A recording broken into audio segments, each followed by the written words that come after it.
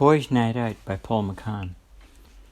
No one bothered the lads from the ghetto. It was understood that they were there not to trouble anyone, so everybody respected that. What the boys did love to do was to go down the casino on a Friday night, make their way to the room called the Open Hand, where a number of activities was going on. Some of those included snooker and the card table. There were slot machines and video games. Stevie took the regular spot, playing the one-armed bandit in the corner, where the TV set was always on. Trevor had reserved a chair in front of the box every Friday. Near to Trevor there was a vending machine with hot drinks. Then dartboard was where Jack and Ronnie would stand, throwing in their darts as if their life depended on it, for the loser had to buy a round of drinks for the lads. Ronnie liked to share his time, sometimes throwing a few stories with Jack, and then they would get over in a flash to the bar, grab a few drinks. The evening began to warm up. The lads were joking amongst each other. Now and then they would shape up. It was all harmless fun. Johnny, who finished the shift usually late on, dropped into the bar and went over, racked up the balls for a few games of snooker. That was your Friday night regular spot. It was always a snooker competition. Everybody put up the entrance fee. The stake went down, the names were drawn to see in the order who was playing. Called it sticks sometimes. The way it worked was the winner played on, stayed on. And the overall winner of the night was a competition, was the one that ended up taking the pool. Draw was made. And the first out of the queue that night was Arthur and Fred. Anyway, Arthur broke out the balls and made a mess of it. And Fred then began to sink one after the other into the corner, into the centre pocket. He was on a good run. Nice break. Arthur tried the odd cough now and then, trying to put Fred off when he was taking his shot. Never worked though. Fred was well focused. He was starting to pot well. After he sank a number of reds, he confidently slammed down a few salmons and then a blue before pulling back the white ball as another red went down. Fred was lining up to sink the black ball. Johnny interrupted and asked Fred if he would buy a next round of drinks for the lads. Fred was one of those nice guys who always was ready and glad to oblige. So he rested his cue on the table and he went to the bar. During the time Fred was away from the table, Johnny unscrewed the black knob that was on the handle of the one-armed bandit machine in the corner. And everybody knew Johnny was up to something, so they watched keenly when he went over the snooker table and he put the top knob of the one-armed bandit in place of the black ball on the table. And then the flat edge of the knob was resting on the green felt of the snooker table. So Fred returned anyway with a tray of drinks for the lads, proceeded to take his shot. Everyone was trying to keep a straight face. Fred suspected nothing. He took his cue and with a snap jab he hit the cue ball that ran strongly towards the black knob on the table, and when they both collided, the flat base prevented the knob from rolling directly into the corner pocket, and the knob became airborne from the table and ended up in Stevie's glass of beer. Everyone laughed except for Fred, who was in a state of shock. Poor Fred had no idea what had just happened.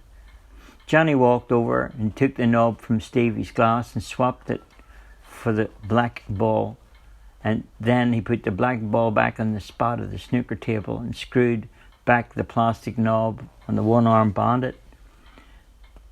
"Now that was a great shot, Fred," Johnny said.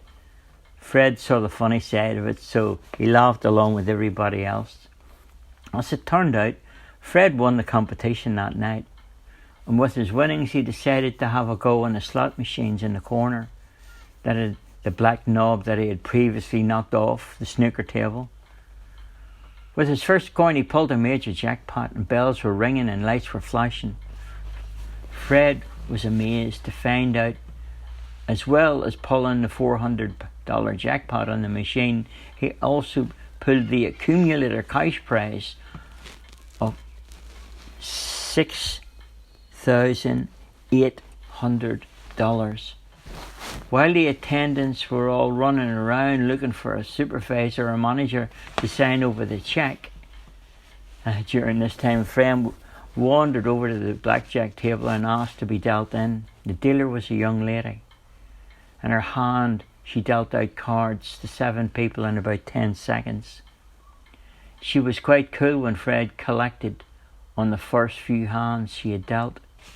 Fred had Lady Luck on his side. A small crowd gathered at the table. Fred was doing well. In about 10 minutes, he had a large bank of chips stacked up in front of him on the table. The blackjack table changed its dealer for an old man who began to deal out the cards in a slow fashion. He smiled at Fred and all the other players at the table. A well-dressed man with a badge approached and handed Fred a check from the casino. Fred took the check and said, "This must be the best casino in the world."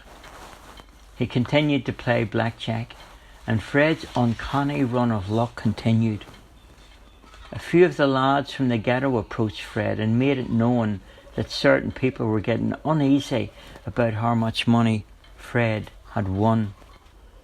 Johnny knew some of the heavies and persuaded Fred to cash in the chips. Fred took his advice and thanked the dealer and said farewell to the players at the table. He made his way over to the cash window and transferred everything he had won on the blackjack table. As the lads from the ghetto surrounded him like a hero come home from the war, they all laughed and cheered as they left the casino. Once outside, Fred called all the lads together. "Okay, let's have a night out on the town," he said. "That's a great idea," they all said almost together in one voice. "So how are we going to get there?" Ronnie said. "Well, we could walk," Johnny replied. "We could, but then we would make like the first maybe race. We wanna get there before the first race and have a look at the whole field in the meeting. So maybe I'll call one of them mini bus taxi cabs. You know, we can get round the town quicker and more organised." What are you all about, Fred?" Stevie asked. "They're a company where you can hire a driver and a cab, you know, like a van sort of thing for the whole night for one price." "How much is that, Fred?" Stevie asked. "I'll take care of that, no problem, lads." Fred took from his pockets a bundle of banknotes and he began to count out 100 after 100, bundle them all together. I'm like, well ahead, so here, this is your stash, lads. He handed over 100 to each of them. "Oh, where are we going?" says Arthur. "I thought, we might hit the dog track maybe first. I'm on a roll tonight," Fred replied.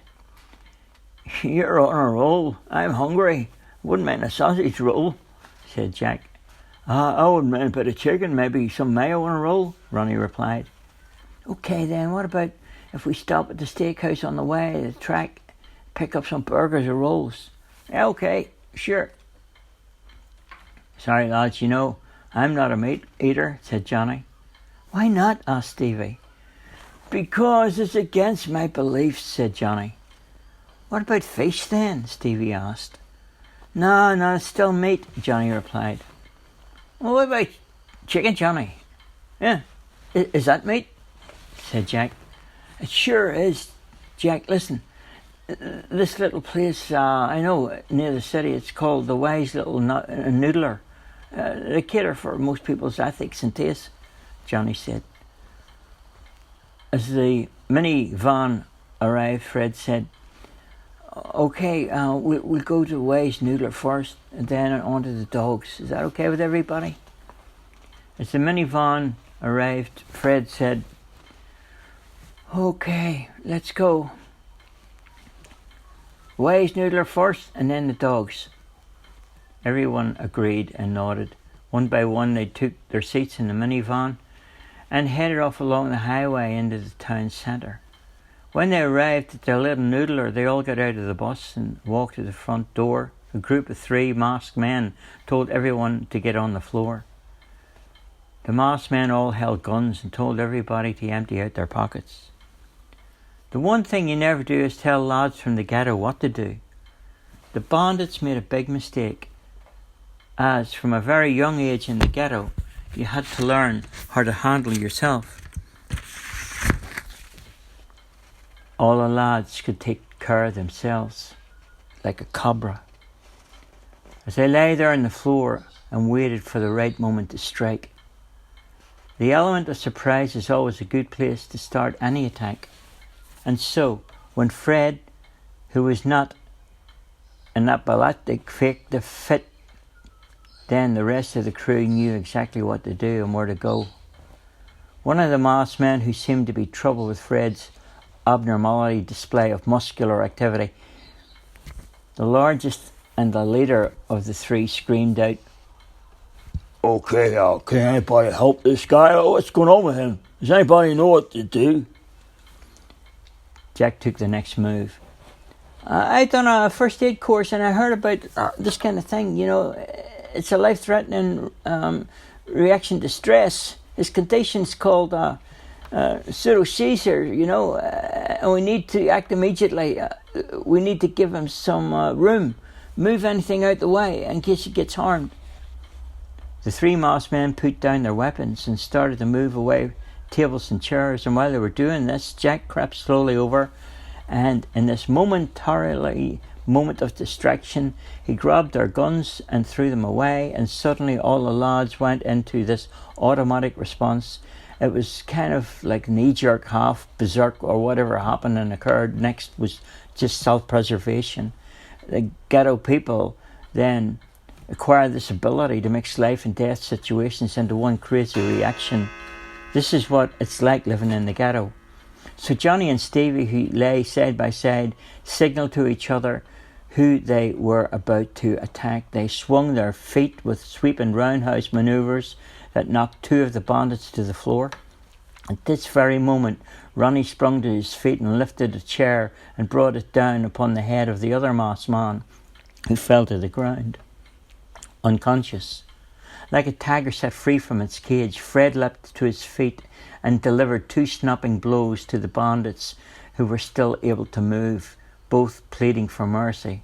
Fred said, "You brought trouble we didn't need. It's not our problem." One of the bandits replied, "Oh, please, don't hurt us. We didn't mean to hurt anybody." Fred laughed sarcastically, and he said, Sure. You all just had a gun, like, and now you're saying you didn't mean to hurt anyone? Well, this is just the funniest thing I've ever heard." Fred asked Johnny to remove the masks from their faces, and the masked man, he replied, "Oh, come on. Give us a break. You know, we aren't really that bad. Let us go. I promise. You know, you'll never see us around here again." Fred walked back and pointed to the surveillance camera in the restaurant and said, "We know now what you look like, so I'll tell you what. You say you're not real bad now? I think that you're a desperate kind of man. Am I right?" "That's right," came the reply. Fred continued, "Okay, so what if I turn off all the lights in here, and when they come back on again, well, this will all just go away, yeah? How does that sound? Hey, Jack, see if you can find a light switch, all right? Turn those lights off, will you?" Jack walked around until one of the staff assisted, and suddenly all the lights went off. When they came back on again, the bandits were still there, but they were stripped bare naked. As the unconscious bandits began to come out around, he sat up slowly, with slight embarrassment on how he found himself.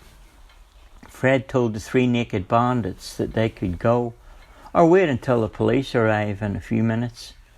The 3 naked bandits made a dash for the door, of the restaurant.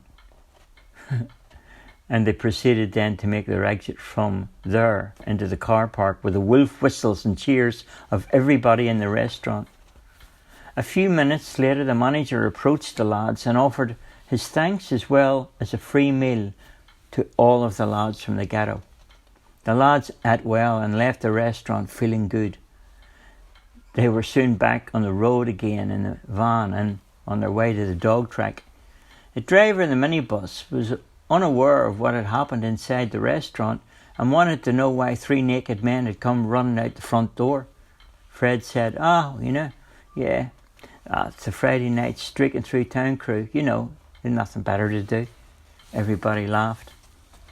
They made their way through the traffic and got to the dog track before the first race. Looked over the form for the night. They all picked their favourite dog. Once they then bought the sort of first ticket for the dogs, they went on to runner 2, runner 3, runner 4, a couple more races, a brief study of the form, look at the dogs before the jump. Fred said to Jack, previous form, it all came around, together, and one came out from the middle. Let's give the middle one a bit of a turn this time. What do you reckon? After a brief study, they all checked, talked to Ronnie, left the lads for a few minutes, stood around the ring with the bookies. One by one, the runners were coming in after each race. 2 bob, I like 2 bob in box 4, said Fred. 2 bob?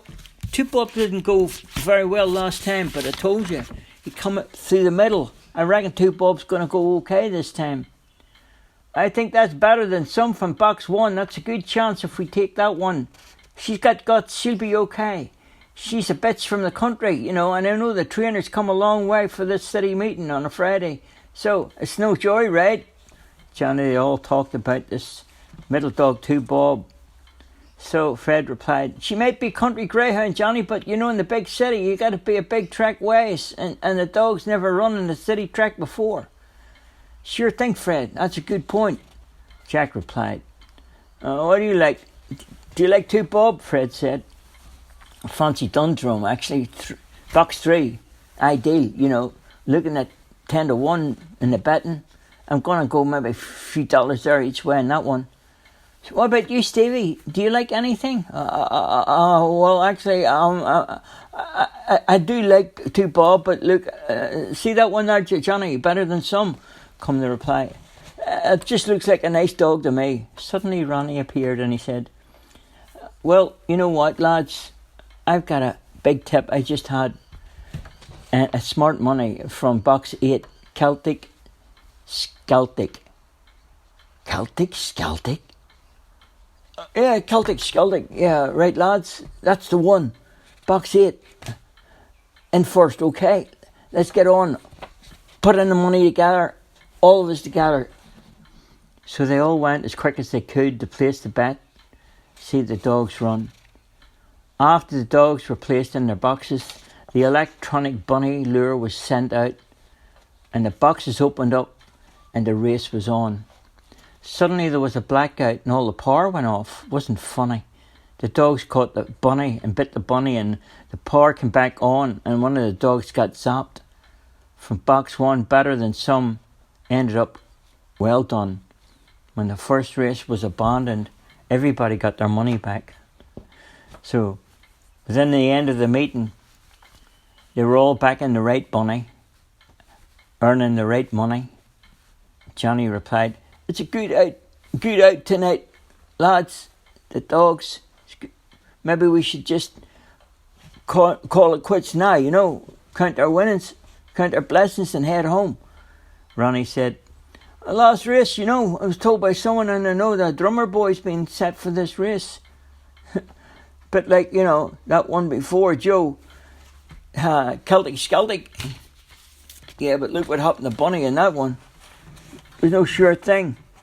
After the dogs were put out in their boxes, Ronnie suggested that they watch the race on the TV in the bar.